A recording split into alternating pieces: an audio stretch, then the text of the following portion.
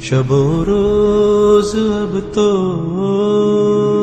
me tell you about a society which had bigger masjids than you had, which had bigger scholars than you had, which had bigger darulooms than you had. This was Muslim Spain. It had far bigger masjids than you had. Qurtuba, in the height of its flowering, had over 600 masjids. And recently, a couple of years, 19 of us from this masjid went to Qurtuba, where there were 600 masjids. We found one, and that was closed. Why? What happened? Because these were people who forgot Allah, and Allah made them forget themselves. And you look at the scholars of Spain. Who were the scholars of Spain? There were the likes of Ibn Hazm, there were the likes of Imam Qurtubi, there were the likes of Ibn Abdul Barr, there were the thinkers like Ibn Sina, Ibn Rushd. These were people who were the backbone of Islamic learning. There were no greater scholars than these in the history of Islam. And Andalus, Spain, was built on the model of Medina.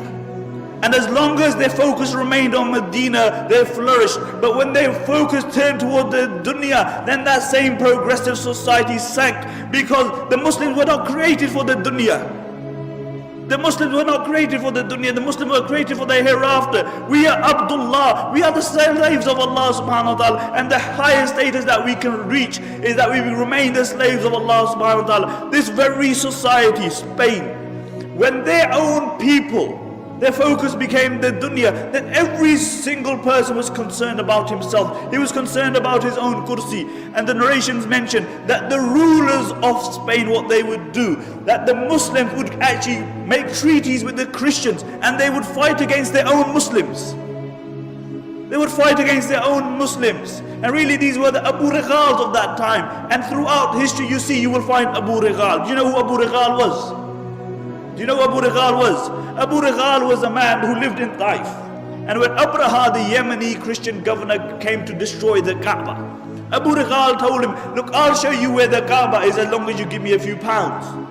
So Abraha agreed. When Abu Righal reached the outskirts of Makkah, he died. And what the Arabs would do, they would pelt his grave with stones, because he was a man who was ready to sell his religion and his people for $1 and a dime. And until today, the Arabs say, if they see a person of a deceptive nature, they say, "Huwa Abu Righal." He's Abu Righal. And these were the Abu Righals of that time.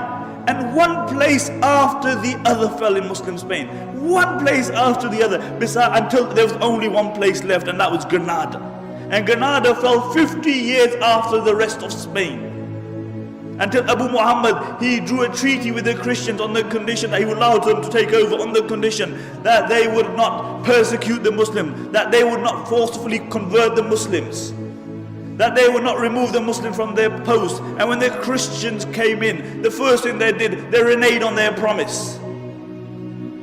And when they entered the Alhambra Palace, have you seen the Alhambra Palace? Wallahi, when you look at the Alhambra Palace, the eyes marvel at the architecture and artistry. It is an amazing palace, and throughout the palace you will see one word, La Ghaliba illallah. That dominance is only for the sake of Allah. Dominance is only for the sake of Allah. Where are those people who wrote La Ghaliba illallah? Where are those people? See, La Ghaliba, the engraving remained on the walls, but the reality of it was removed from their hearts. And the reality is that the Alhambra Palace, to a great degree, encompasses the decline of the Muslim Ummah, whilst the mud hut in which Umar ibn Khattab radiallahu anh lived embodies the spirit of Islam. And really, when these Christians, they walked into the Alhambra, they found the highest place that they could find, and they erected a crucifix there. And when Abu Muhammad saw this, he began to cry. He began to cry, and his mother rebuked him. She said, "Why are you crying like a woman when you couldn't defend it like a man?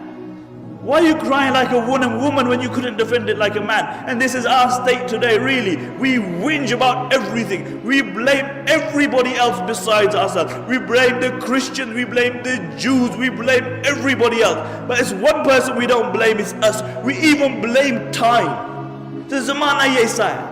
As the Arabic poet says, it's a na'ibu zamanana wal aibu fina wa ma li zamanina aibun siwana. He said, we find fault in time, but the reality is that the fault lies within us. And if there was any one fault in time, If there was any one fault in time, it is that it has to carry the likes of me and you. That's the only fault with time. لا تكونوا كالذين نسوا الله فأنساهم أنفسهم. Do not be like those who forgot Allah and Allah made them forget themselves.